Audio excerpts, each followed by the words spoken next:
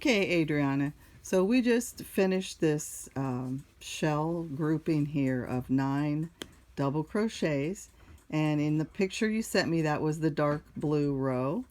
So I kind of previewed ahead. This is what the next pattern group is going to look like.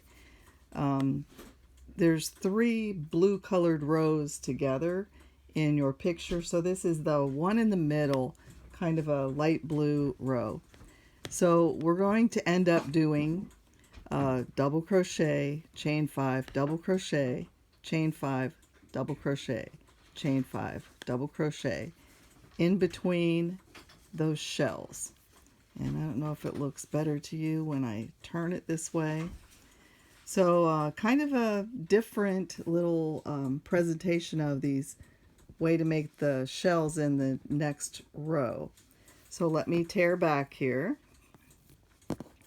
and we will finish and join that row and start up this one, instructions.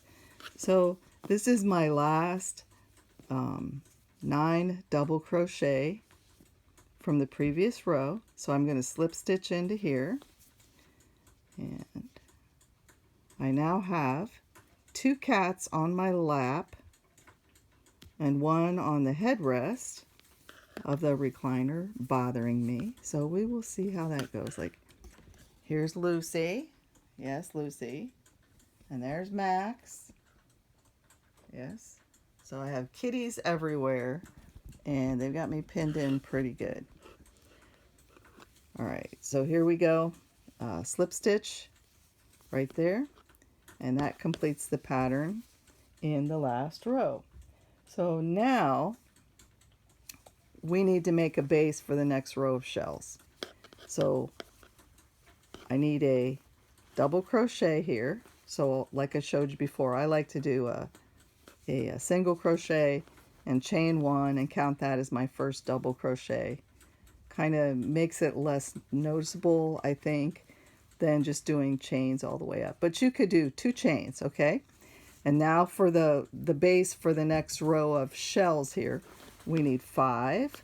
1, 2, 3, 4, 5 chains. And then we need another double crochet in the same space. Get my needle in there, my hook, there. So now I have a thing that looks like that, and we need to get all the way back over to this. So what they did in the pattern was I made mine 5 again. 2, 3, 4, 5. And what happens is you carry this loop over, but when you do the next shell row, you pin it down. So you'll see what I mean here in a minute. Just trust me on this one. We're going to do a double crochet in the space where the single crochet was in the previous row. So between the shells. And we'll do a double crochet. And then a chain 5. 1, 2, 3, 4, 5. And then another double crochet, same space. So I've made a base for the next row where we have another shell. So if you can see that and how that looks. Base for shell in the next row, carry it across the top, base for another shell.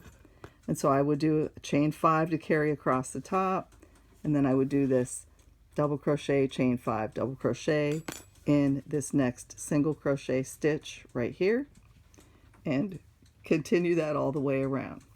So I'll stop the tape and do that and come back at the top of the next row.